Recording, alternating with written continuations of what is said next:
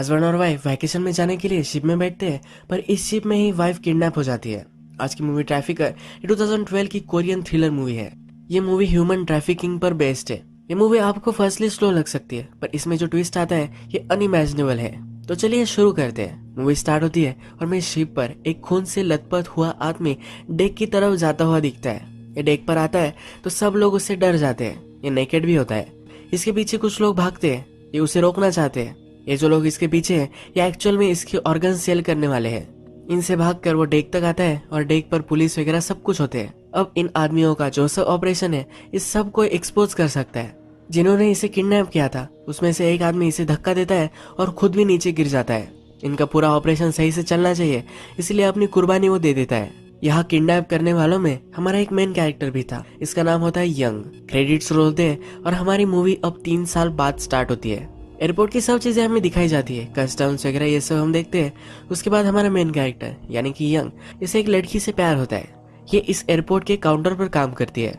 Young इसके पास जाता है और उससे कॉफी ऑफर करता है, पर इसे कुछ भी भाव नहीं देती। इस लड़की का नाम यूरी होता है। यूरी को अचानक से एक मैसेज मिलता है और अपना काम छोड़कर वो वहां से भाग जाती है। ये डायरेक्टली हॉस्पिटल पहुंच जाती है। इसके फादर को ट्रांसप्लांट की जरूरत है। यूरी के फादर का ट्रांसप्लांट होने वाला था, पर अब हॉस्पिटल स्टाफ यूरी को कह रहे हैं कि ये हो नहीं पाएगा। यूरी कहती है कि ऐसा कैसे हो सकता है, अभी अभी तो आपने कहा था कि हो सकता है। यूरी डॉक्टर से पूछती है, पर डॉक्टर भी उसे इग्नोर कर देते हैं। यूरी के फादर की और एक कंडीशन होती है जिसके बारे में यूरी ने हॉस्पिटल को बताया नहीं होता, तो स्टाफ इसे कहता है कि इसी वजह से अब ट्रांसप्लांट नहीं हो सकता। इसके बाद हम देखते हैं कि यंग के ऑफिस में एक औरत आई हुई होती है। यंग इलीगल इंपोर्ट एक्सपोर्ट करता है। ये औरत इसके लिए काम करती है। यंग के आदमियों से पैसों के लिए झगड़ रही होती है। यंग जब वहां पहुंचता है तो इसे मारने लग जाता है। वो कहता है कि जब तुम मेरे लिए काम कर रही होगी तो सिर्फ मेरे लिए ही काम करो। यंग पहचान गया होता है कि इसने और भी चीजें इंपोर्ट एक्सपोर्ट की थी। यंग ने इसे एयरपोर्ट पर देख लिया था और इसके पास और भी कुछ चीजें थी। इस औरत के पेट में इसने कुछ निकल लिया था, ये भी उसे निकालने के लिए कहता है। यूरी को अपने फादर के लिए ट्रांसप्लांट करवाना ही है, पर अब इसके पास ज्यादा पैसे भी बाकी नहीं है। ये प्राइवेटली चाइना में जाकर ये कर सकती है, पर ये हो नहीं पाएगा। नेक्स्ट सीन में हमें यंग उसके बॉस के साथ दिखाया गया है। उसका बॉस जो है इसे और एक काम देना चाहता है। ये ह्यूमन ट्रैफिकिंग का ही काम है, पर यंग इसे करने के लिए रेडी नहीं है। वो फिर से काम नहीं करना चाहता। ये इलीगल इंपोर्ट एक्सपोर्ट करता है तो इसमें कोई हर्ट नहीं होता। बॉस कहता है कि पिछली बार तुम सही से काम नहीं कर पाए थे, इसी वजह से मुझे बहुत सारा नुकसान हुआ था, ये तुम्हें पे करना है। यंग मानता नहीं और वहां से चला जाता है। यंग का इंपोर्ट किया हुआ सब सामान उसका आदमी लेकर जा रहा होता है, पर पुलिस इसे पकड़ लेते हैं। यंग के बॉस ने ही ये करवाया होता है क्योंकि वो उसके लिए काम करे। अब हमें एक इंश्योरेंस एजेंट दिखाया जाता है। ये भी हमारा एक मेन कैरेक्टर है। इसका नाम होता है संघो।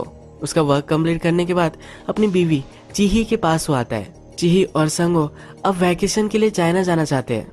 चिही एक आर्टिस्ट होती है और बहुत ही एक्साइटेड होती है। नेक्स्ट सीन में हम देखते हैं कि यूरी अलग अलग बैंक में जा रही है और पैसों का इंतजाम करना चाहती है, पर उसे कहीं भी पैसे नहीं मिल रहे हैं। एक बैंक के बाहर यंग उसे मिलता है।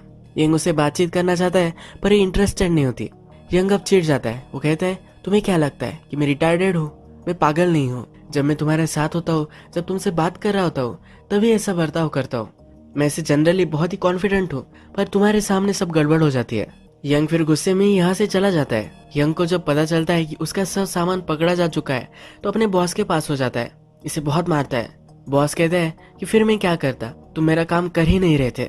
यंग अभी भी नहीं मानने वाला, तो बॉस कहता है कि तुम यूरी के लिए करो, उसे बहुत सारे पैसों की जरूरत है।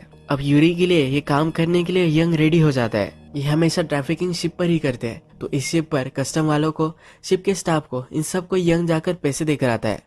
इसके बाद हमें दिखता है कि यंग एक डॉक्टर के पास आया हुआ है। ये डॉक्टर इन्हें ट्रैफिकिंग में हेल्प करता है। लोगों के ऑर्गन निकालने वाला यही होता है। यंग जाकर इसे भी पैसे देकर आता है। इसके बाद हम देखते हैं ये सब शिप में जाने के लिए रेडी हो जाते हैं। यंग अपने 2 आदमी और डॉक्टर के साथ शिप में चढ़ जाता है। यहाँ हमें संघो और चेही ये दोनों हैप्पीली शिप में जा रहे हैं। ये वैकेशन के लिए बहुत ही एक्साइटेड है। इसके बाद हमें यंग का फ्लैशबैक दिखाया जाता है। यंग ने पहली बार ये काम किया था, ये भी यूरी के लिए ही किया था। उसे अपने फादर के लिए पैसे चाहिए थे, तो यूरी ने उसके बॉस से पैसे लिए थे। यंग ने यूरी को हेल्प करने के लिए ही पिछला काम लिया था। इस शिप पर यूरी और उसके फादर भी होते हैं। यूरी को यंग के बॉस ने पैसे दे दिए हैं, तो अब उसके फादर को लेकर वो शिप में जा रही होती है। ये सब चाइना जा रहे हैं। चिही को उसका रूम बहुत पसंद आता है।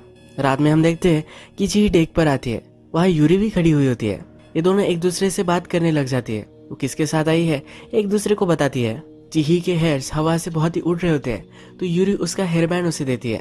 यंग आदमी डॉक्टर के पास जाता है और उसे कहता है कि ज्यादा कुछ पीना मत, पिछली बार डॉक्टर पी रहा था इसी वजह से गड़बड़ हुई थी। इस शिप पर यंग और यूरी एक दूसरे से मिलते हैं तो यूरी उसे सॉरी कहती है। यंग अभी भी उससे नाराज है तो इसे इग्नोर करता है। चिही फिर से अपने रूम में जाती है। ये संगो के साथ होती है तो संगो कहता है कि मुझे बहुत ही भूख लगी है, मैं हमारे लिए जाकर कुछ लेकर आता हूँ। जब ये बाहर जाता है तभी हम देखते हैं कि यंग और उसकी सब टीम चिही को किडनैप कर कर लेकर जाते हैं। वो उसे बेहोश कर कर पाथ में लेकर आते हैं। ये बहुत ही बड़ा रूम होता है जहाँ पर वो अपना काम कर सकते हैं। संगो बहुत ही डर जाता है, सब जगह ढूंढने लग जाता है। शिप के कैप्टन के पास जाता है, उन्हें कहता है कि सब अनाउंसमेंट कर दो, मैं मेरी वाइफ को ढूंढना चाहता हूँ। कैप्टन कहता है कि सब लोग अब सोए हुए हैं या तुम्हें कुछ समझ में नहीं आता, अगर मैंने अनाउंसमेंट की तो सब जग जाएंगे। उसका मान नहीं रहे होते। संगो यूरी को बाहर ही खड़ा हुआ देखता है, उसे पूछता है क्या तुमने व्हील चेयर में किसी लड़की को देखा है। यूरी तो चिही से मिली ही थी तो अब इसे हेल्प करने लग जाती है। अब बाथरूम में यंग चिही के सब ऑर्गन निकालने वाला है। यंग जब चिही को देखता है तो वो उसे पहचान जाता है। अब इसे फ्लैशबैक में याद आता है कि 3 साल पहले जो आदमी मरा था ये इसकी सिस्टर है। यंग बाथरूम से बाहर निकलता है, आसपास कोई है तो नहीं जो इन पर नजर रख पाए, इसके सब वो ध्यान रख रहा होता है। ये ऊपर चढ़कर जाता है तभी से मालूम होता है कि संगहो और यूरी ये दोनों चिही को ढूंढ रहे हैं। यंग अब सावधान हो जाता है। डॉक्टर ऑपरेशन के लिए रेडी होता है पर तभी चिही कॉन्शियस में आ जाती है। वो चिल्लाने लग जाती है। ये चीखें संगहो और यूरी सुन लेती है। ये चीखों को फॉलो करने लग जाते हैं। यंग इन्हें रोकने के लिए बीच में ही टकरा जाता है। ये जल्दी से जाना चाहते हैं पर इन्हें वो रोकता है। यूरी से कहता है कि तुम तो किसी आदमी को डेट नहीं कर रही थी, अब ये कौन है। यूरी कहती है ऐसा कुछ भी नहीं है। संगो कहता है क्या तुमने व्हीलचेयर में किसी को देखा है। ये कहता है कि नहीं, मैंने एक अड़ियल सी लड़की को देखा है। यूरी को अभी भी वो ताना मार रहा होता है। संगो और यूरी बाथरूम से आवाज आ रही है ये फिगर आउट करते हैं। ये आगे जाते हैं पर ये डोर लॉक्ड होता है। डॉक्टर और यंग के आदमी को पता चल जाता है कि कोई तो यहाँ है। वो जल्दी से चिही को उठाते हैं और वहाँ छिप जाते हैं। यंग संगहो को रोकने की बहुत ही कोशिश करता है। वो कहता है कि लगेज रूम से आवाज आ रही थी पर ये रुकते नहीं। संगहो जब बाथरूम में घुस रहा होता है तो यंग का आदमी नेकेड होकर बाहर आता है। ये कहते हैं कि तुम यहाँ क्या कर रहे थे। ये आदमी कहता है कि मैं तो नहा रहा था। संगहो कहता है कि क्या तुमने व्हीलचेयर में किसी को देखा है। ये आदमी कहता है कि ये मेंस बाथरूम है, यहाँ कैसे हो सकती है। संगहो फिर भी अंदर जाकर देखना चाहता है। वो अंदर जाता है पर सब लोग छिपे हुए होते हैं, ये किसी को भी ढूंढ नहीं पाता। संगहो अब लगेज रूम में जाना चाहता है पर स्टाफ अब उसे कॉपरेट नहीं कर रहा, उसे इसकी परमिशन नहीं देता। संगो बहुत ही चिढ़ जाता है पर इसके लिए वो कुछ कर भी नहीं सकता। यूरी की फादर की तबीयत जरा खराब हो जाती है तो उसे कॉल आ जाता है। संगो को छोड़कर वो चली जाती है। संगो को अभी भी लग रहा होता है कि बाथरूम में कुछ गड़बड़ हो रही थी। जब वो वहां जा रहा होता है तो यंग का आदमी एक बड़ी सी चीज लेता है, इसके सर पर मारता है और इसे बेहोश कर देता है। इसके बाद हम देखते हैं कि चिही का ऑपरेशन हो चुका है और चिही की बॉडी वो एक बैग में डाल रहे हैं। जब सुबह होती है तो संगो अपने रूम में उठता है। फिर से सब लोगों से वो इंक्वायरी करने लग जाता है पर कोई उसे कहीं भी नहीं मिलता। अब वे चाइना में पहुंच चुके हैं। यंगो फिर से यूरी से मिलता है। यूरी को कहता है कि प्लीज मेरे साथ पुलिस स्टेशन में आओ, तुम विटनेस थी तो तुम गवाही दे सकती हो। यूरी को अपने फादर का ऑपरेशन करवाना है, उसके पास टाइम नहीं है तो वहां से वो चली जाती है। संगो बहुत ही रोता है। अब हम देखते हैं कि सब लोग शिप के कस्टम्स में आ चुके हैं। यहाँ पर एक औरत के पास इन सब लोगों ने ऑर्गन्स दे दिए हैं। इन्हें एक लॉकर में गाड़ी की चाबी भी मिल जाती है जिससे वो यहाँ वहाँ जा सकते हैं। इनके पास पैसों का एक बड़ा सा बैग होता है जो चाइना को ऑफिसर को देना चाहते हैं। ये बाहर जाते हैं, जिस गाड़ी को उन्होंने असाइन किया होता है इसकी डिक्की में वैसे रख आते हैं। ये औरत जब कस्टम्स में पहुंचती है तब उसके पास ऑर्गन्स होते हैं, ये पकड़ी जा सकती है पर जो ऑफिसर होता है इसे चेक ही नहीं करता। इस ऑफिसर को पहले ही कॉल आ चुका होता है कि पैसे सब मिल चुके हैं। अब ये सब सक्सेसफुली वहां से निकल जाते हैं। संगो पुलिस स्टेशन जाता है और इसकी कंप्लेंट करना चाहता है। सब रिकॉर्ड जब निकाले जाते हैं तो संगो अकेला ही आया था यही रिकॉर्ड होता है। संगहो का कुछ भी दिमाग काम नहीं कर रहा होता। इसके बाद हमें फिर से 3 साल पहले का फ्लैशबैक दिखाया जाता है। यंग के फ्रेंड ने यंग को बचाने के लिए अपने आप की कुर्बानी दे दी थी। उसकी एक सिस्टर भी थी, यही चिही है। यंग का फ्रेंड मर गया तो उसके बाद फ्यूनरल पर चिही को सब पैसे यंग जाकर देकर आया था।